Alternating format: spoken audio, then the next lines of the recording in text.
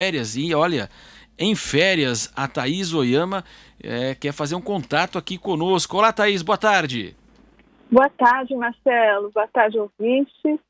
Então, Thaís, qual seria a grande notícia que, inclusive, faz com que você aí, nesse momento, até suspenda momentaneamente suas férias, Thaís? Boa tarde. Marcelo, a notícia é de que o general Eduardo Pazuello ele sairá do governo em breve e o governo só está aguardando o que eles chamam de o melhor momento, ou seja, um momento positivo para o general não sair tão embaixo assim.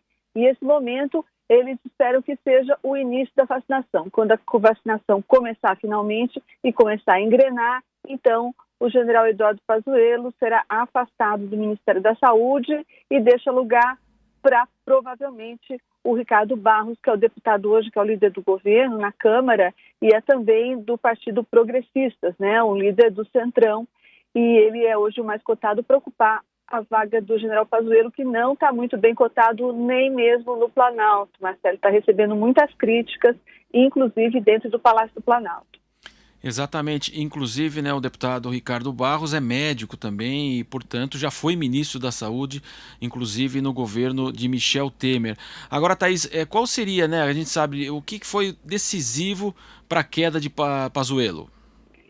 Pois é, Marcelo, o que foi decisivo foi a ausência do plano de vacinação.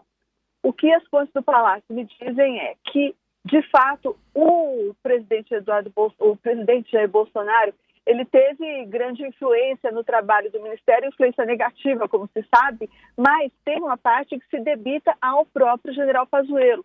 Por exemplo, nessa ausência de um bom plano de vacinação.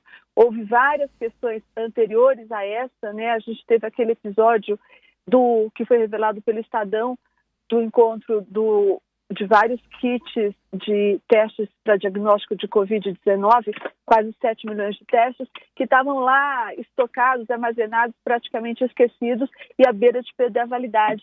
O general foi chamado no Congresso para explicar isso, não explicou a contento na avaliação do Palácio do Planalto. Houve também várias críticas do TCU, que fez relatórios com análises muito negativas sobre o trabalho do Ministério da Saúde da pandemia e, principalmente, houve também isso que o Palácio do Planalto considerou que foi uma falha na comunicação. Um general que se desdisse várias vezes, que deu entrevistas hesitantes, que uma vez diz uma coisa, outra vez diz outra. Isso tudo foi justa ou injustamente computado na conta dele, general Pazuello.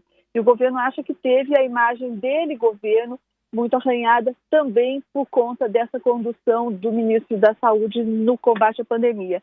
Mas, Marcelo, o general, para lembrar, ele é um general da ativa, ele nunca passou para a reserva, né? Ao contrário de outros generais que servem no Palácio, por exemplo, o general Ramos, que este ano mesmo passou para a reserva, o general Pazuello, ele resistiu, foi pressionado, inclusive, mas resistiu. Então, saindo do Ministério da Saúde, ele ainda terá emprego, né? Ele não vai engrossar a fila dos desempregados brasileiros. Ele é um general da ativa, ele é um general da intendência, ou seja, isso significa que ele hoje, sendo 3 estrelas, ele já atingiu o ápice da carreira. Na intendência não existe general 4 estrelas. Só 3 estrelas, é o máximo, e ele já está no auge da carreira e vai lá tranquilamente usufruir desse final de carreira dele. Enquanto isso, o nosso Ministério da Saúde, vamos ver o que espera dele, né? Porque até agora foram vários os ministros relâmpago, os ministros como o general Pazuello sem formação ou intimidade com a área, lembrando que o ministro, quando assumiu, disse que nem conhecia, por exemplo, o SUS, não é que é uma unidade muitíssimo importante do Ministério da Saúde. Então, vamos ver o que nos aguarda, né, Marcelo? Quem sabe a saída do general possa melhorar um pouco a nossa situação no combate à pandemia do coronavírus, que está difícil, né? Sem dúvida, Thaís. Agora, Thaís, você acredita também que nós temos aí o início da vacinação na Argentina, Costa Rica, Chile, México? Você acredita que também ficou uma impressão de que o governo de fato aí, foi muito lento em relação a essa possibilidade de vacinação? A gente sabe que as pesquisas que são feitas, né, a grande maioria da população quer a vacina, e você avalia que então que também o ministro Pazuello arranhou essa imagem do governo como se fosse contrário às vacinas e tudo foi atrasado, não tem infraestrutura até para começar amanhã. Isso também pesou, Thaís? Sim, Marcelo, como a gente sabe, existe da parte do presidente Jair Bolsonaro uma grande má vontade, né, para dizer o mínimo, em relação às vacinas. Mas era obrigação do general Pazuello ter feito um plano de vacinação com alternativas a serem oferecidas para o presidente. E isso não aconteceu. A única coisa que foi feita foi esse acordo com o laboratório AstraZeneca em parceria com a Fiocruz, e que felizmente agora parece que acaba de pedir autorização da Anvisa, o que significa que pode ser que ainda em fevereiro, de acordo com o último aviso, o último cronograma do Ministério da Saúde, pode ser que dessa vez o cronograma se cumpra, né? Porque o general também já anunciou o início da vacinação em dezembro, depois em janeiro, e depois passou para março, depois voltou para fevereiro, e essa foi a última coisa que ele falou. Agora, com essa notícia de hoje, do pedido de registro à Anvisa por parte da Fiocruz/AstraZeneca, essa ideia, essa previsão se torna mais viável e possível. Mas é fato, como você disse, que o Brasil ficou para trás, isso ficou claro. Todas as imagens que a gente vê, o México foi o primeiro, depois veio o Chile, depois veio a Costa Rica, ontem os argentinos.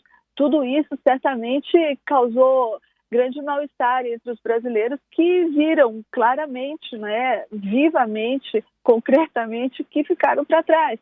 E sem que houvesse algum motivo concreto, porque são países vizinhos, são países com condições iguais ou semelhantes, e eles não viram problema em fazer mais do que um acordo, tirando o Uruguai, que como o Brasil só fez praticamente o acordo com a COVAX, aquele consórcio de vacinas. Tirando o Uruguai, todos os outros países fizeram 2 ou 3 acordos, não é? Sempre pensando que uma vacina podia ter problemas, como teve a vacina da Fiocruz recentemente, sempre pensando que uma vacina poderia demorar para conseguir o registro da Anvisa, sempre pensando que uma vacina poderia não dar certo também.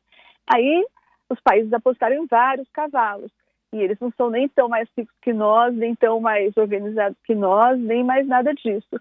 Foi mesmo um erro de planejamento, e isso foi admitido internamente pelo Palácio Planalto e contribuiu muito para o desgaste da imagem, tanto do governo quanto do próprio general Pazuello.